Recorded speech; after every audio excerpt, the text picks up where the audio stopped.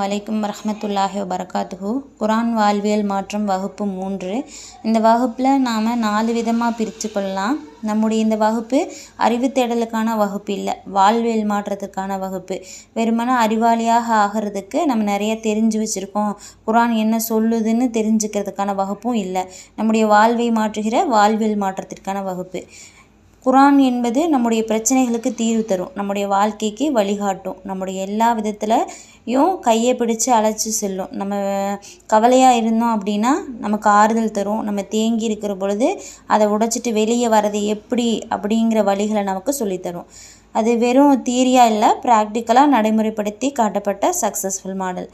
இந்த குரான் தன் தீர்வை லட்சமாக தோடான கோடி பேர் இதை செஞ்சு வாழ்க்கையில் வெற்றி அடைந்து அதற்கான வழியை காட்டிட்டு போயிட்டாங்க.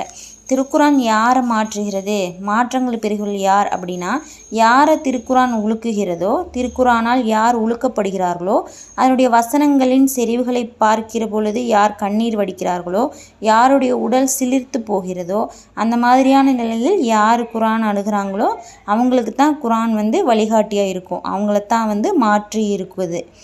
அந்த உழுக்கப்படுகிற பட்டியலில் யார் இருக்கிறா யார் இல்லை அப்படின்னா, யாருடைய உள்ளம் இறுகி போய் இருக்கிறதோ அவர்கள் திருக்குரானால் உழுக்கப்படுவதில்லை. யாருக்கு உள்ளம் திருக்குரான் ஓதும் பொழுது உடல் சிலிர்க்கல, சிந்தனை மாற்றம் வரல, வாழ்வியல் மாற்றம் பெறல அப்படின்னா உலகத்தில் மாற்றம் வருவதற்கான வேறு எந்த விஷயங்களுமே இருக்க போகிறதில்ல.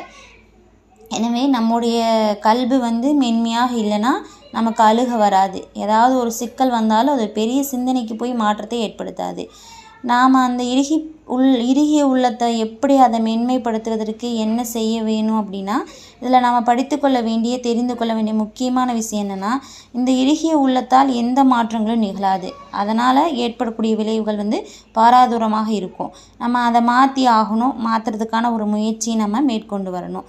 இறுகிய உள்ளத்தில் ஏற்படக்கூடிய கெட்ட விளைவு என்னென்னா, வாழ்க்கையில் எந்த அறபோதனைகளையும் நீதி நியாயங்கள் இறைவனை பற்றிய சிந்தனை அவங்களுடைய உள்ளத்தில் மாற்றத்தை உண்டாக்கவே செய்யாது. மேலும் திருக்குரான் புரிஞ்சுக்கிறது மட்டுமல்ல, நியாயமாக நீதியாக நேர்மையாக இறை சிந்தனை எது அவங்களுக்கு சொல்லப்பட்டாலும் அது எவ்வளவு பெரிதாக இருந்தாலும், முக்கியமான மனதை உழுக்கிற செய்தியாக இருந்தாலும் இறுகி போன உள்ளத்துக்குள்ளே இறங்கவே இறங்காது, ஆழமாக போய் சேராது. குரானில் 39வது அத்தியாயம் 22வது வசனத்தில் 39 சூரத்துல் சுமரில் 22 அல்லாஹ் சொல்கிறான், எவர்களுடைய உள்ளம் அல்லாஹ்வை நினைவு கூறுவதை விட்டும் இறுகி போய்விட்டதோ அவர்களுக்கு கேடுதான் சொல்கிறான்.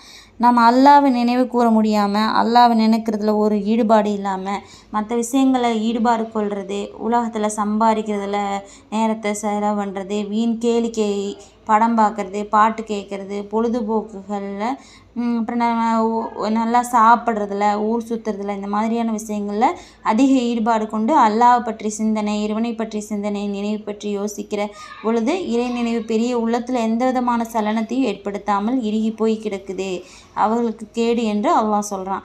இவர்கள்தான் தெளிவான வழிகேட்டில் இருக்கிறார்கள். நாம் இதை சிந்திக்கணும், ஆழமாக சிந்திக்கணும். அல்லாஹ் இதை வழிகேடு என்று சாதாரணமாக சொல்ல, தெளிவான வழிகேடு அப்படின்னு சொல்கிறான்.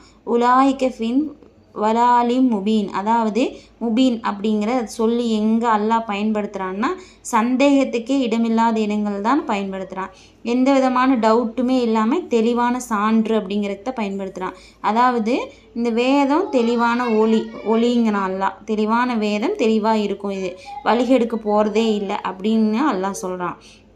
சைத்தான் பற்றி அல்லாஹ் சொல்கிறான், சைத்தான் என்பவன் நம்ம யாருன்னு கேட்டால், சைத்தான் மனிதர்களுக்கு பகிரங்க தெளிவான விரோதியாக இருக்கிறான், அதுவும் முபீன் தெளிவு.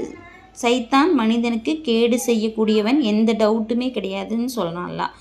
நம்ம குரானை ஓதி நம்ம அதை தெளிவாக புரியாமல் ஓதனா, நன்மை அப்படின்னு அசால்ட்டாக ஓதனா நம்ம லைஃப் சேஞ்ச் ஆகாது.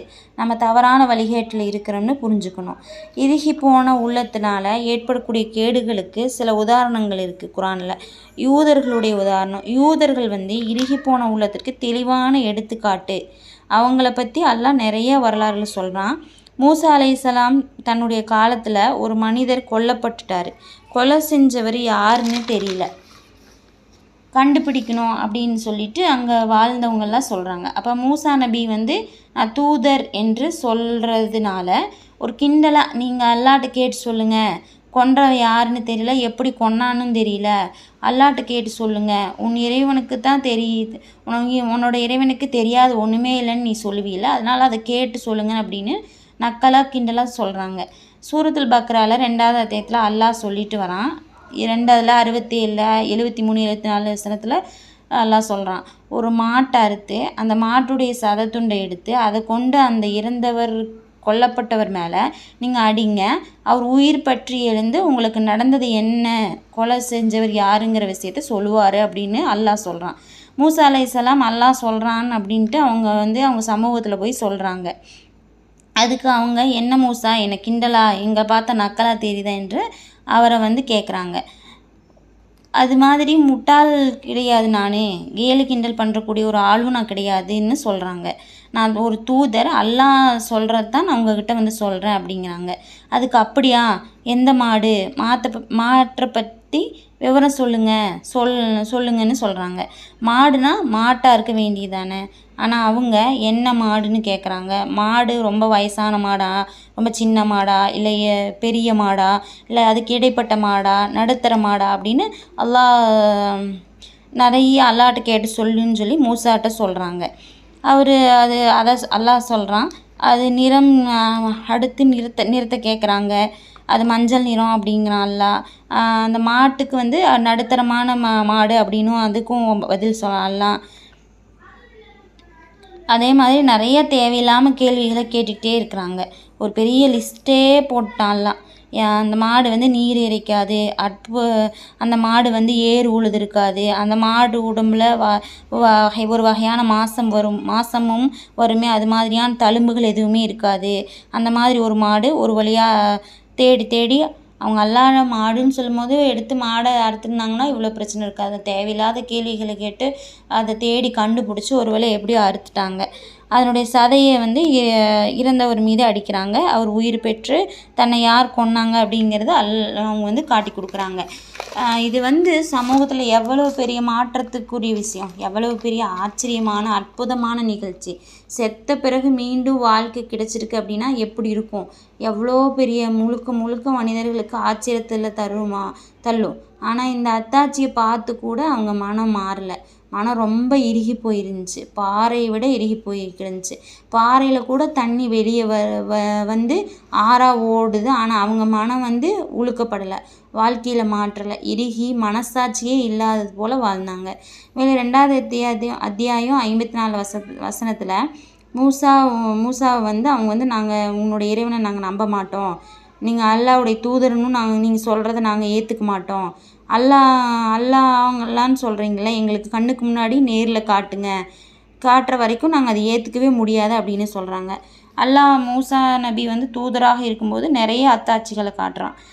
கம்பைக்கு தூக்கி போடும்போது பாம்பாகுது, கையை பாக்கெட்டுக்குள்ளே விடும்போது வெளிச்சப்படுது, ரத்தம், தவளை, வெட்டுக்கிளி, நிறைய சான்றுகளை அற்புதங்களை நிகழ்த்தியுமே எதுவுமே அவங்கள மாற்றலை. கண்ணுக்கு முன்னாடி காட்டுங்க அல்லாஹ் அப்படின்னு மூசா நபிகிட்ட கேட்குறாங்க. அப்போ அல்லாஹ் பெரிய இடி சத்தம் டம்முன்னு விழுந்துச்சு. அப்போ தான் எல்லாரும் விழுந்தவுடனே எல்லாரும் மௌத்தாயிட்டாங்க.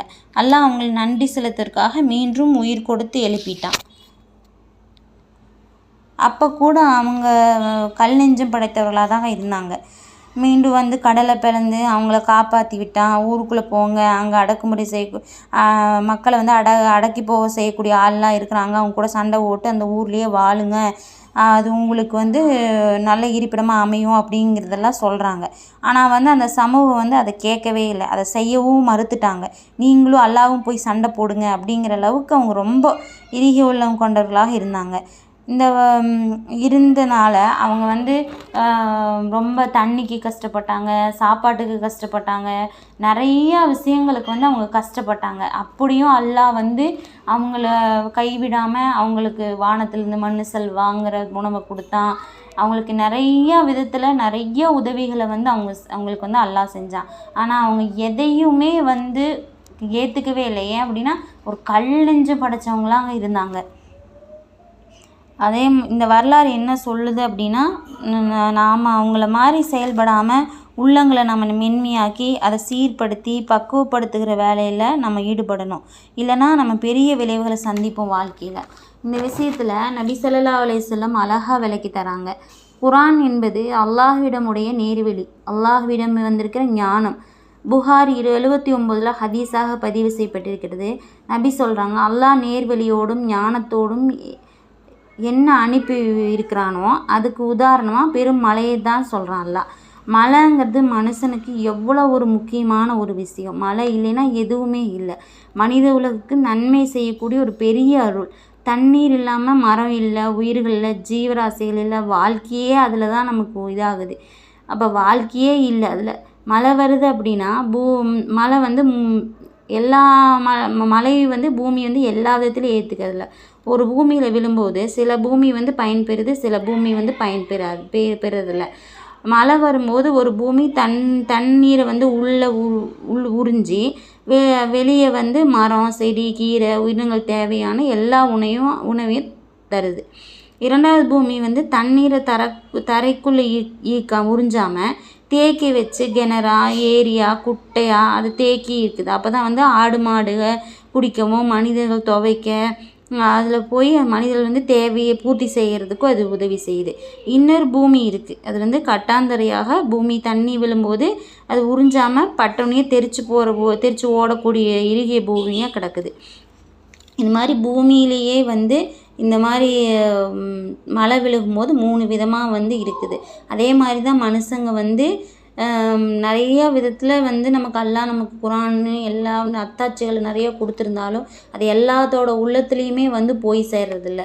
ஏன் அப்படின்னா நம்ம வந்து அதை எப்படி வந்து கையாளணும், அதை எப்படி கொண்டு செலுத்தணுங்கிறத நம்ம அறிஞ்சுக்கணும், கல்வியை அதுக்காக தேடணும். அப்போ தான் வந்து அதை தெரிஞ்சுக்குவோம். எனவே குர்ஆன் அல்லாஹ்விடம் ஞானத்தோடு வருகிறது. அந்த குர்ஆனை நம்ம பக்குவமான உள்ளமாக நம் உள்ளம் இருந்தால் தான் அது உள்ளே போய் ஒவ்வொன்றாக வெளிப்படும். உண்மையாக வெளிப்படும், நேர்மையாக வெளிப்படும், ஒழுக்கமாக வெளிப்படும், சத்தியமாக வெளிப்படும். நம்ம வந்து ஞானம் வந்து சேர்கின்ற மண்ணாக இருக்கிற மண்ணை போல் நம்முடைய உள்ளம் அதுக்கு தயார் நிலையிலே இருக்கணும். மென்மையான உள்ளத்தோடு இந்த குர்ஆனை படித்து வாழ்க்கையில் வெற்றி அடைவோம். அஸ்ஸலாமு அலைக்கும் வரஹ்மத்துல்லாஹி வபரகாத்துஹு.